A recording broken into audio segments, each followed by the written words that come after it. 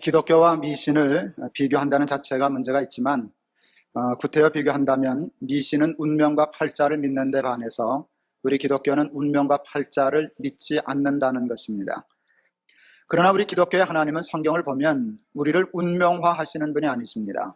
하나님이 마음대로 집을 지어서 넌 여기 살아라, 넌 저기 살아라 그렇게 말씀하시는 분이 아닙니다.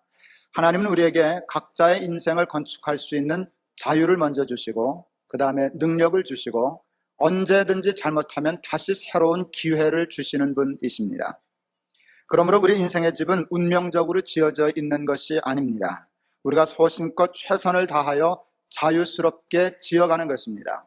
하나님은 우리에게 누구에게나 자기 인생을 훌륭하게 건축할 수 있는 기회를 주시고 능력을 주시고 또 지혜를 주십니다. 그러므로 여러분의 인생은 결정된 것이 없습니다. 확정된 것이 없습니다. 운명 그런 거 없습니다. 팔자 그런 거 없습니다. 기독교에 매우 중요한 것은 운명이 없고 팔자가 없다는 것입니다.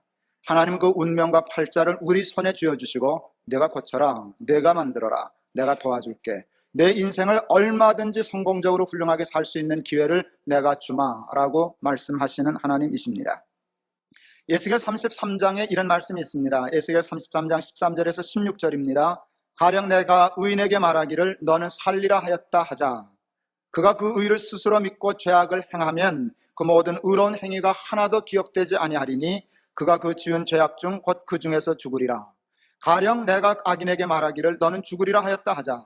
그가 돌이켜 자기의 죄에서 떠나서 법과 의대로 행하여 전당물을 덜어주며 옥탈물을 돌려보내고 생명의 율례를 준행하여 다시는 죄악을 짓지 아니하면 그가 정령 살고 죽지 않을지라. 원래 범한 모든 죄가 기억되지 아니하리니 그가 정령 살리라. 이는 그가 법과 의를 행하였음이니라 하라. 여러분, 제가 하나님이 저를 통하여 주신 말씀을 꼭 마음에 새기세요. 운명 없어요.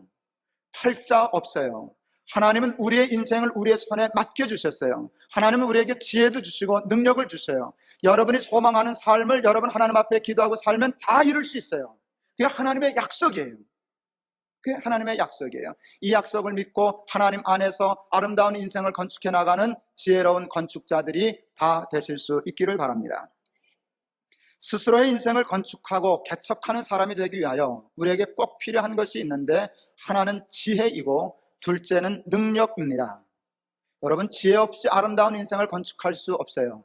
집을 지을 때 가장 중요한 것은 지혜입니다. 설계는 지혜에 속한 것입니다. 설계가 잘못되면 인생을 잘 건축할 길이 없습니다. 그래서 지혜가 중요합니다. 하나님은 그걸 아시고 우리에게 인생을 건축할 수 있는 자유와 함께 지혜를 주셨습니다. 누구의 지혜를 주셨나? 하나님의 지혜를 주셨습니다. 그것을 성경은 하나님의 영이라고 얘기합니다. 하나님이 인간을 창조하실 때 진흙으로 모양을 빚으시고 코에다 생기를 불어넣으셨습니다. 생기를 헬라어로는 푸뉴마, 또 히브리어로는 루아하라고 부르는데 그것은 하나님의 영이라는 뜻입니다. 하나님이 바람을 불어넣으셨다고 그 생기를 바람으로 해석하면 곤란해집니다. 그게 바람이라면 우리는 진흙 풍선되고 맙니다. 진흙에다 후 바람 불어서 됐으면 진흙 풍선이지요. 루아하는 바람이 아니라 바람을 의미하기도 하지만 하나님의 영을 의미합니다. 하나님은 우리에게 당신의 영을 주셨어요. 하나님의 영이란 뭔가? 하나님의 지혜, 하나님의 생각, 하나님의 마음, 하나님의 뜻, 하나님의 철학, 하나님의 가치관을 얘기하는 것인데 곧 하나님의 영은 하나님 자신이에요. 하나님 자신이에요. 그러니까 하나님의 영을 불어넣었다는 것은 하나님을 갖다 집어넣었다는 것과 같아요. 그래서 성경은 우리를 뭐라 그러는가 하면 하나님의 형상을 따라 하나님의 형상대로 창조함을 받았다라고 얘기해요. 하나님의 형상은 겉 모양이 아닙니다. 눈 두 개, 코 하나 이런 모습이 아니라 하나님의 영을 하나님의 형상이라고 한 것입니다. 하나님은 우리에게 하나님의 지혜를 주셨어요. 여러분 보세요. 하나님의 지혜로 하나님의 영으로 인생을 살면 그는 반드시 성공하고 승리하게 될 줄을 믿습니다. 찬상보훈 중에 마음이 청결한 자는 복이 있나니 저가 하나님을 볼 것이며, 굉장한 축복입니다. 하나님을 본다는 뜻이 뭔지 아세요? 마음이 깨끗해지면 하나님의 수를 읽는다는 뜻이에요. 인생을 바둑이라고 얘기할 때 하나님의 수로 바둑 두는 사람이 패배할 수 있어요? 그건 불가능해요. 하나님을 본다는 건 그것이에요. 하나님의 지혜로, 하나님의 수로, 하나님의 영으로, 하나님의 철학으로, 하나님의 가치관으로 인생을 사는 사람은 절대로 실패하는 건축자가 되지 않을 줄을 믿습니다. 그러므로 우리 인간, 자유하는 인간, 자기의 삶을 스스로 건축하는 우리들에게 가장 소중한 것이 있다면 돈 아닙니다. 세상의 권력 아닙니다. 여러분, 출세 아닙니다. 물질 아닙니다. 다 중요하지만 가장 중요한 것은 하나님의 영입니다. 하나님의 지혜를 갖는 것입니다. 돈은 지혜 있으면 돈 버는 거예요. 하나님의 수를 읽는데 여러분 뭘 못하겠어요? 근데 하나님의 영은 영적인 것만을 의미하는 것이 아니에요. 하나님의 영은 영과 육을 다 얘기하는 것이에요. 성령의 충만함을 받았다, 영적인 사람이라고 할 때 대부분의 사람들은 교회에서 열심히 기도하고 철야하고 주여 할 때 주여 삼창을 열심히 부르고 아멘 할렐루야 하고 이러는 것만 영적으로 생각하는데 그렇지 않습니다. 그건 이원론적인 생각입니다. 하나님의 영은 사업하는 데도 충만해야 됩니다. 사업을 세상의 꾀로 해야 할까요? 하나님의 영, 하나님의 지혜로 해야 할까요? 하나님의 지혜와 하나님의 영으로 사업을 하는 게 영적인 사람이에요. 교회 예배당에 와서 아멘 할렐루야 하는 건 누가 못하겠어요? 교회에서 영적인 일을 하는 일을 누가 못하겠어요? 진정 영적인 사람은, 영으로 자기 인생을 건축하는 사람은 장사를 영으로 하는 사람이에요. 하나님이 주시는 지혜로 장사하는 사람이에요. 직장 생활도 마찬가지입니다. 음악을 할 때도 하나님의 영이 있어야 해요. 여기 음악하는 사람들이 있는데 음악 나한테 배워야 될걸요. 하나님의 영이 충만하면 정말 아름다운 음악이 나올 거예요. 소리는 좋은 소리 낼런지 모르지만 여러분, 음악이 기술로만 되는 것은 아니에요. 여러분, 기술 없이 음악이 되지 않지만 음악을 어느 정도 듣는 사람은 손잘론이다고 소리만 좋다고 음악을 치지 않아요. 그러나 웬만한 사람은 잘하네 알지만 그 속에 마음이 있는지, 감정이 있는지, 혼이 있는지, 영이 있는지 다 알아요. 근데 음악을 하나님의 영으로 할 수 있다라고 하면 최고죠. 그림을 하나님의 영으로 그릴 수 있다면 최고죠. 모든 일에 하나님의 영이 있어야 우리의 삶이 아름다워지는 줄을 믿습니다. 하나님의 영은 목회하는 목사에게만 필요한 게 아니에요. 장사하는 사람에게, 구두 닦는 아이에게, 청소하는 아주머니에게, 모든 사람에게 하나님의 영이 있으면 여러분, 쓰레기 하나를 줍는 삶도 얼마나 훌륭하고 아름다워지는지 모릅니다.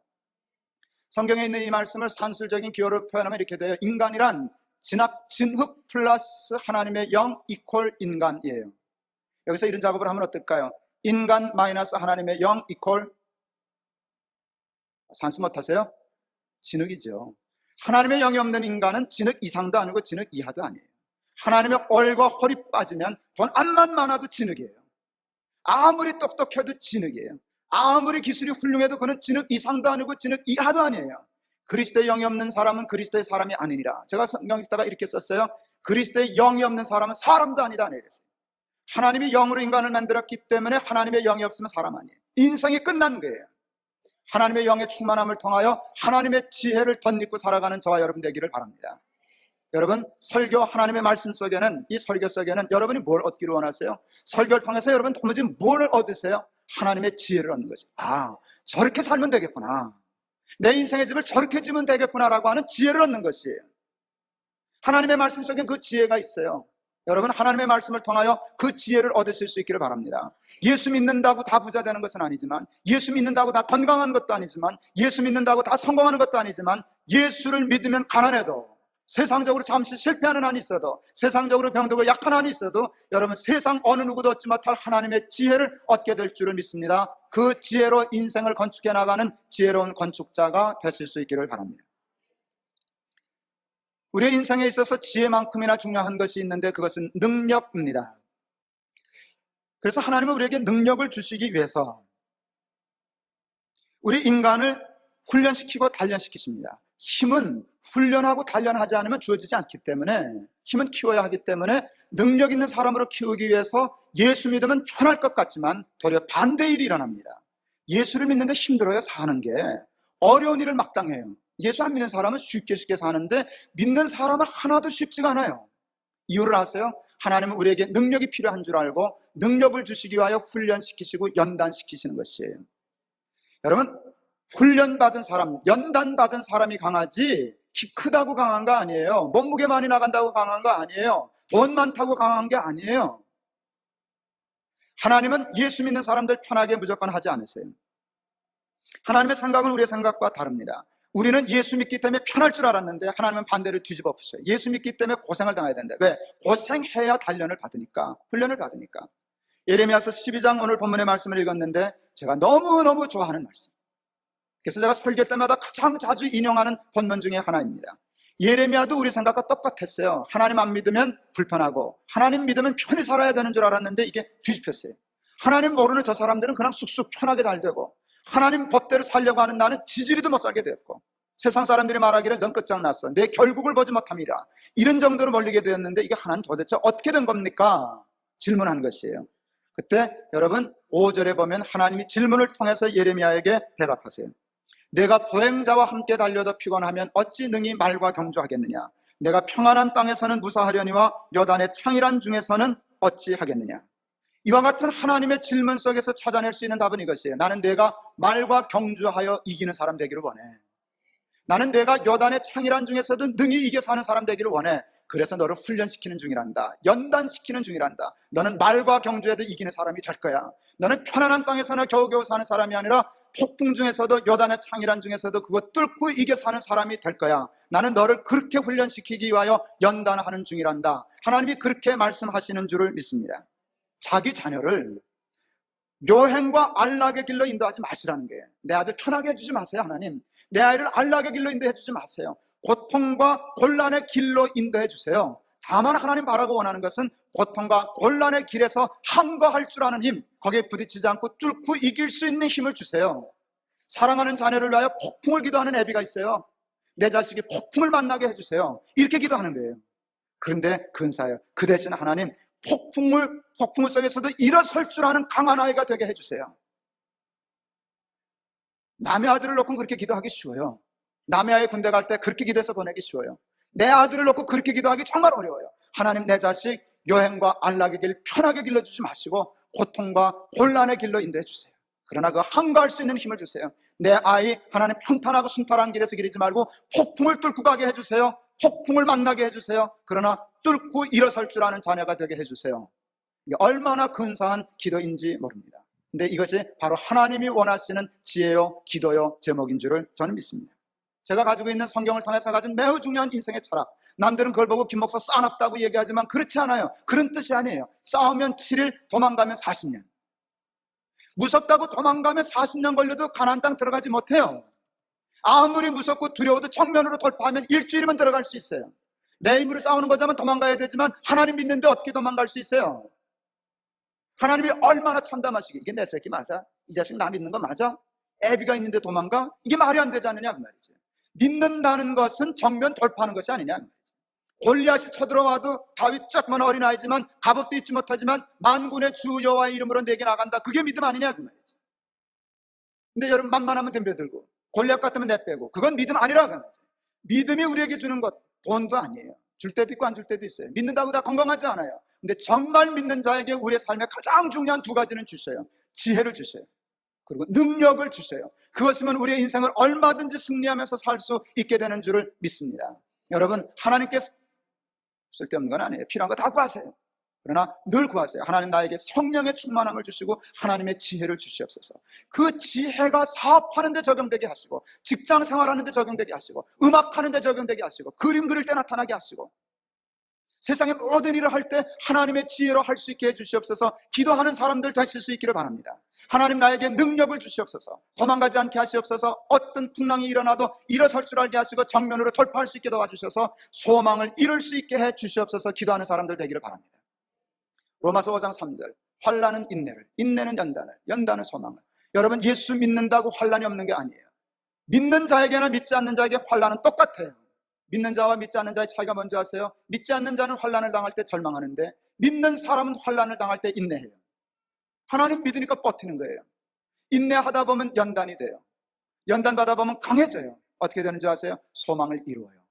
하나님은 소망을 감나무에서 감 떨어듯이 이렇게 떨어뜨려 주시는, 야, 여기 소망 받아라 하고 주시는 분이 아니에요. 하나님, 우리가 소망하는 것을 이룰 때 하나님, 나 이런 것을 소망합니다. 그렇게 하면 하나님은 소망을 주시지 않고 소망을 이룰 수 있는 지혜와 능력을 주세요. 그 능력을 주시기 위하여 잠시 환난을 겪게 하세요. 연단을 받게 하세요. 강하게 하셔서 드디어 나중에는 내가 소망하던 것을 내 손으로 이룰 수 있게 하셔요. 그래서 성경은 소망을 이루게 하는 줄 알미로라, 그렇게 말씀하시는 것이. 하나님 믿으면 여러분 소망하는 것을 여러분의 손으로 이룰 수 있어요. 하나님이 그 지혜를 주셔요. 그 능력을 주셔요. 그러니까 예수 믿는 사람은 소망하는 대로 살 수 있어요. 인생은 결정된 거 없어요. 팔자 그런 거 없어요. 운명 그런 거 없어요. 여러분 점쟁이 찾아갈 것도 없어요. 물어볼 것도 없어요. 내 인생은 내가 안다. 내가 아는 대로 될 거예요. 내가 바라는 대로 될 거예요. 하나님은 그것을 이룰 수 있는 지혜와 능력을 주시는 줄을 믿습니다. 하나님 믿는 믿음으로 지혜를 얻어서 능력을 얻어서 소망하는 모든 것을 이루며 살아가는, 그리하여 하나님을 영화롭게 하는 근사한 크리스찬들 다 되실 수 있기를 바랍니다.